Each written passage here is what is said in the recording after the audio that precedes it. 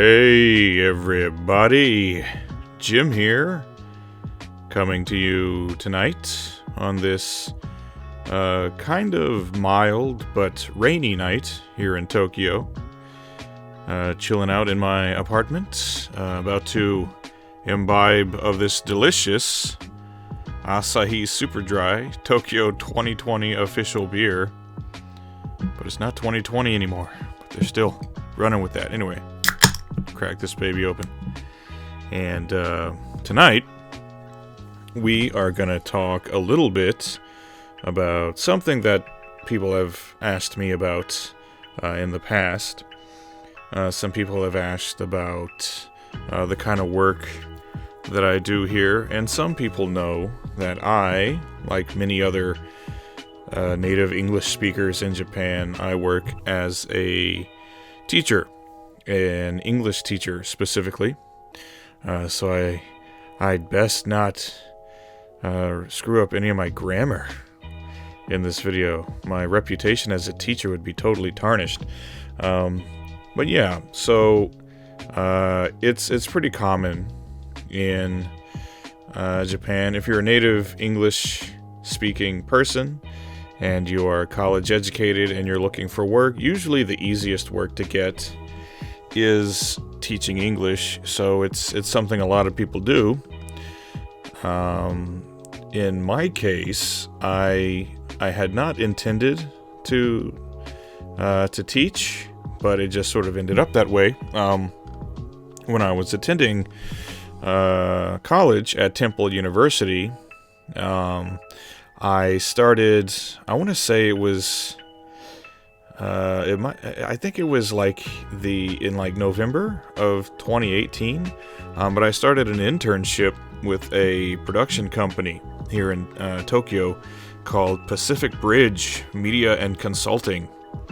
And I started with them because I had a couple of friends who worked there. They were both, one of my friends was a producer there, and my other friend was a production assistant. And I told them that I would, like to intern there. And so I sat down and had an interview with the owner of the company, and he knew that I dabbled on YouTube, and they had a series of videos they were publishing on a YouTube channel they had called Japan Headlines, and he thought, bring in somebody experienced with YouTube, however small their channel might be, to try to do something with that. So that's why I was there. I started doing kind of almost like all their social media stuff, or at the very least all their YouTube stuff. I was sort of their YouTube guru at the time, I guess. And it was pretty cool. I really enjoyed going on shoots, going to, cool different events and places, learning a lot about shooting and camera work, and learning some things about editing. And I was even doing some voiceovers, not just for the YouTube stuff, but also I actually did some voiceovers for some videos for Toshiba, which I think they were probably videos that were all used internally, for corporate things. But that was pretty cool. So I did some editing and voice work for Toshiba. And so that was great. And also the stuff we were shooting and putting together, I learned how to put together a shot list and script and all that.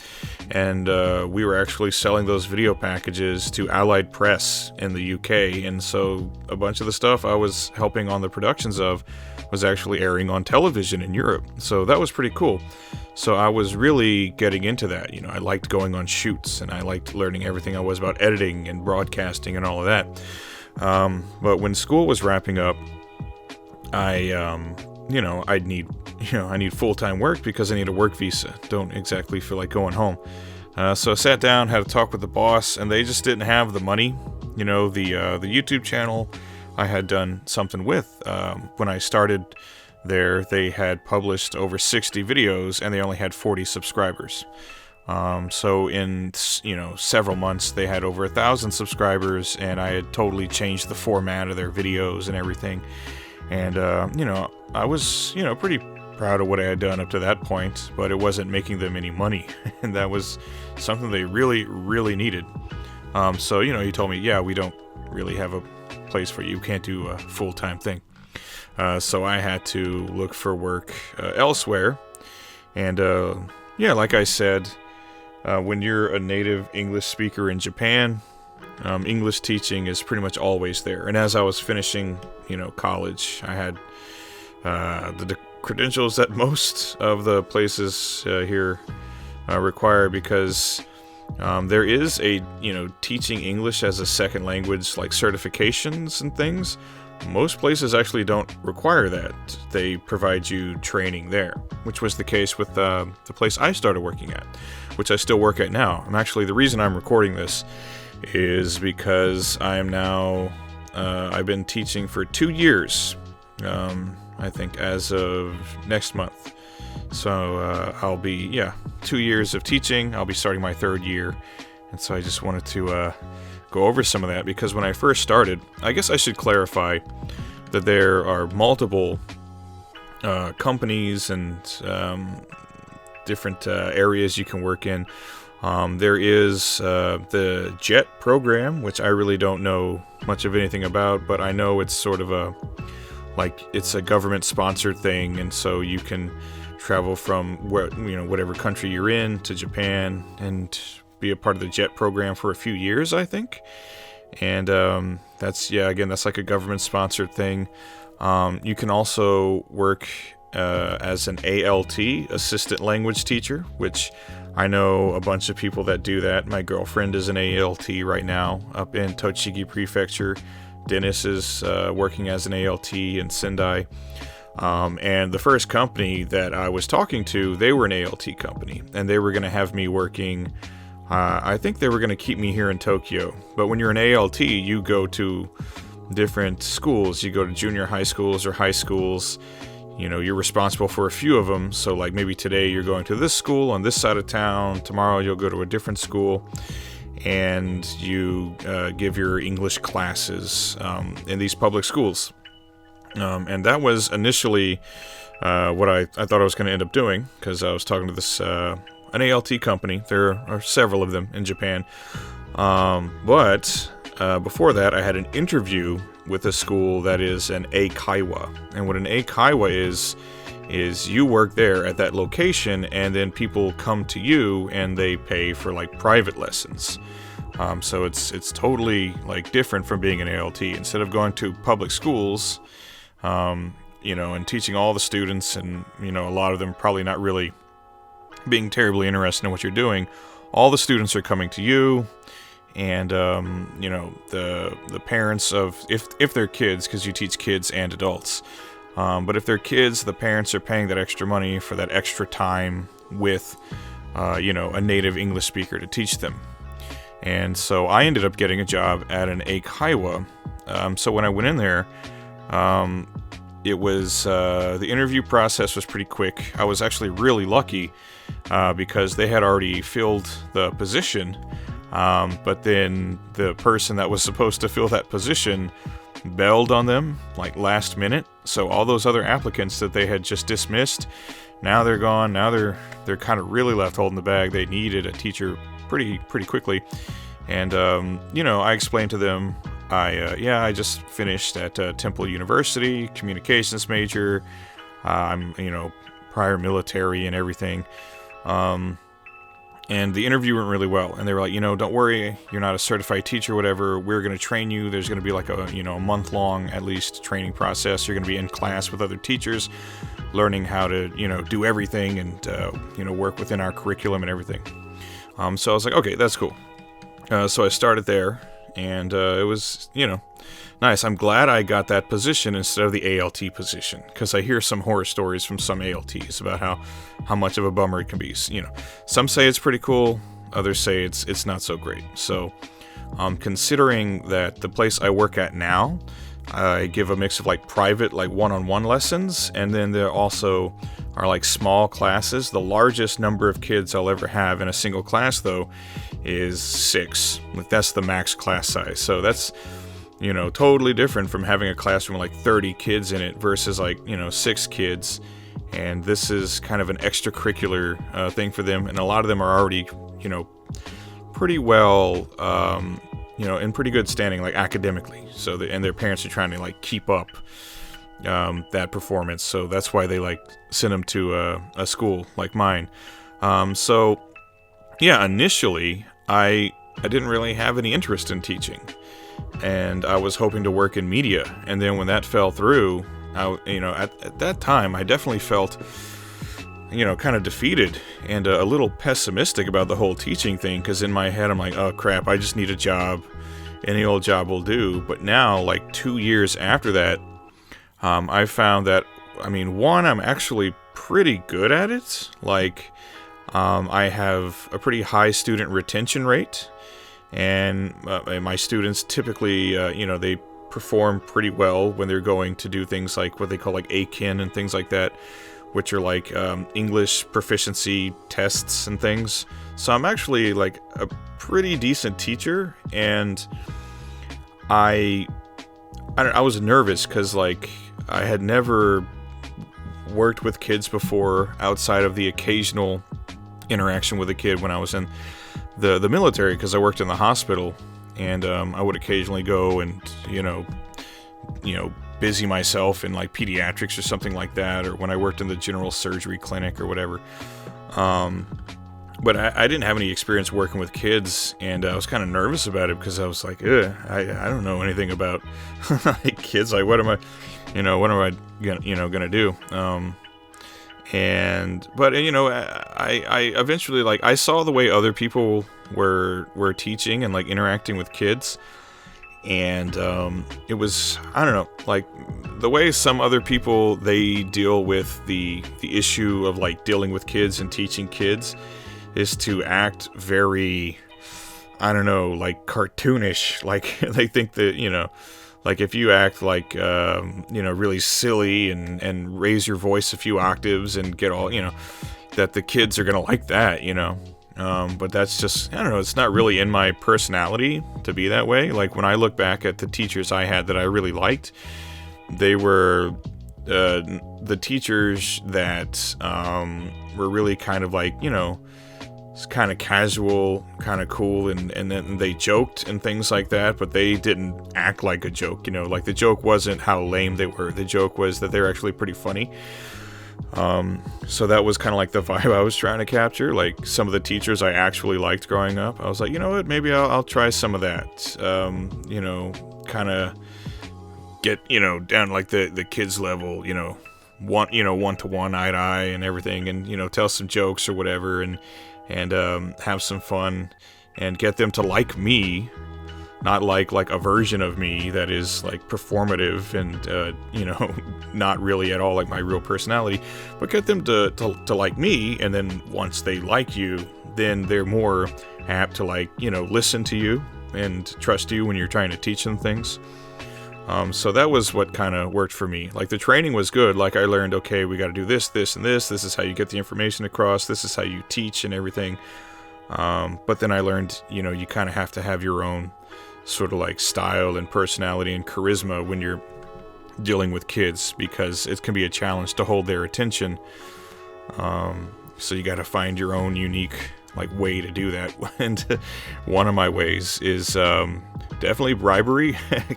Candy and things can work pretty well whenever, it's just one of those days where it's like, oh man, they're really, because, they're kids. They're not always up for like paying attention to you for an extended period of time, or they've had a bad day, or, sometimes they're just, they're a little wild.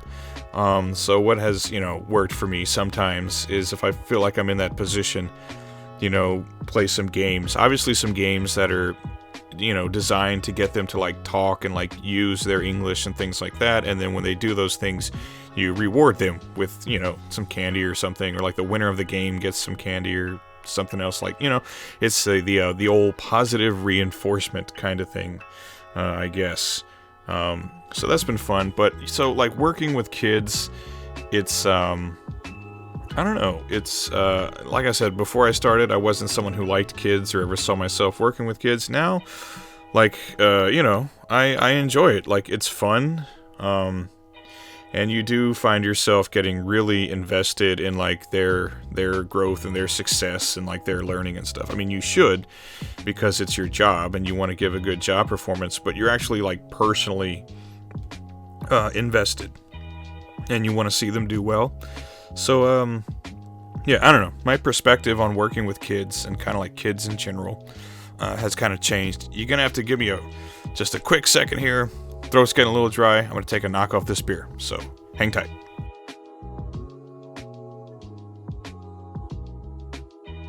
Okay, there we go. Had some beer for my poor old parched throat. Where was I? I was saying something to the effect of, yeah, now I actually, kind of like working with kids, and I've found myself a little more invested in like their education and success. You want to see them do well, especially. I've been working at this school for 2 years now, and, some of these students, I've had them that entire 2 years. So, you get to know them a little bit, and you become a little more, personally invested in their education, their success, because as you get to know them, and they get to know you, and you want to see them do well, So that's one part of it. The other part is I do also work with adults. I give, private lessons to mostly adult professionals trying to improve their English for business purposes. I have one student that works for a company that invests in developing regions of the world, and so she's constantly interacting with, I think, like presidents of, different banks and things like that, and other financial advisors and lawyers and things, so she really has to step her game up in the English department. And honestly, some of the stuff she brings to me is a little over my head. Sometimes she brings me these emails she wants help with, and it's a bunch of legalese, and I'm like, wow, I'm really sorry you brought this to me, because we're going to need a lawyer to come in here and decipher some of this. But, so there's her, and there's a handful of other people that, again, they're like business professionals, and so you help them with their English, and that's pretty cool. And then some of the students you get, their English is actually really good. Like, I have some kids that either they had gone to school at international schools for a while, or they lived abroad in different places. I've been teaching a 13-year-old girl that lived in Australia for a long time, so her English is pretty good, and her mom just wants her to keep it up and like improve her grammar and expand her vocabulary and her reading and writing abilities and things. And same, I have a couple other kids. They went to international schools for a long time, and so their English is pretty good. And so now, instead of teaching someone how to speak English, it's like an English class like I had when I was a kid, where you're helping them with their grammar, and you're helping them with writing and reading and their vocabulary and things like that, because they already speak English. Now you're just sort of sharpening that skill. And it was funny because I do a lot of trial lessons, because those are the ones where, like, if they enjoy the lesson or get something out of it, then they sign up to have lessons every week. And so it was a brother and sister pair. Brother's 10, sister's 8. They both already speak English. They've been going to international schools for quite a while.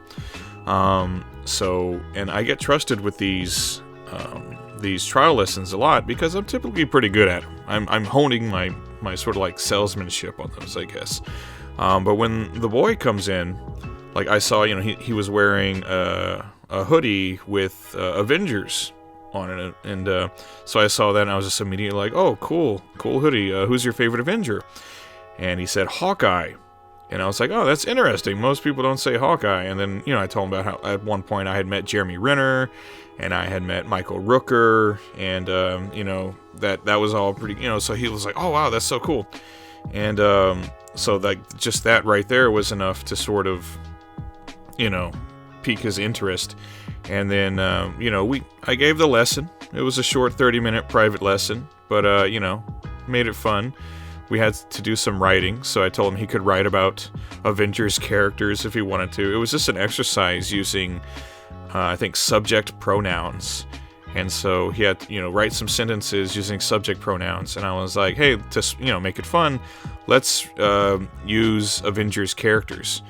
And so that was that was pretty fun. He seemed to like that too. So, yeah, long story short, after that was over, I got 2 new students, and I see them once a week, and it's pretty fun. But, yeah, stuff like that, I'm enjoying it. Like I said, I've been doing this for 2 years now, and what started out as just sort of a job that I took just because I was like, oh man, I need a visa. And my thing I really wanted to do fell through. I guess I'll take this job. It's gone from that to being something that I actually enjoy. I enjoy my job, and I take pride in it too, which is nice. It's nice when you can take pride in not just your job, but your job performance, and that you can see the results of it, because the kids, they start speaking better and reading and writing better, and they're taking tests to test their proficiency, and they're passing, and they're doing well, and they're happy, and the parents are happy, and so that's nice when you can see the fruits of your labor. It's sort of similar when I was working in hospitals, and you see patients come in one state, you see them leave in a better state, and it makes you feel good about the work you're doing. So I'm actually pretty happy as a teacher now. Again, I'm not an ALT, almost was, and so that's a different experience from working at an Eikaiwa, and not even that is a different experience, because again, I know some people that have worked at different Eikaiwa, and they said it was more like, where they were working, it was more like babysitting, and they just got all the ADHD kids bouncing off the walls, and there wasn't really much time to teach because they're just chasing kids all around the room. But I'm happy, and I guess kind of lucky I landed where I did. I landed at a good school. I like my bosses a lot. They're really cool. I like my coworkers, and I enjoy the job. And it looks like I'm about to sign a new contract and sign on for another year of teaching at this school. That's something I should have mentioned. It's part of the reason why it's so easy usually to get jobs teaching English, is because a lot of the companies and schools, they have you sign annual contracts, so people are in and out all the time. There's a lot of turnover, so there's usually jobs available in that arena. But anyway, yeah, so I'm probably going to sign up again, do another year, start my 3rd year of teaching, and hopefully it all goes well. But yeah, just wanted to turn the mic on tonight and talk a little bit about that, just because it's something people have asked about, and I've been a little vague about it. I've said a few times that I'm a teacher, but hadn't really talked about how I became a teacher, or where I teach, or anything like that, or what the experience has been. So yeah, long story short, it's been a positive experience so far, and pretty happy with it. Anyway, I think this has gone on for quite long enough. I've got a beer sitting here next to me that I have not given enough attention to. So thanks everybody for listening. If you have any questions or comments, you can obviously leave that down in the comments section, and I'll do my best to get to them. But until next time, thank you for listening, and I shall see you then. Goodbye.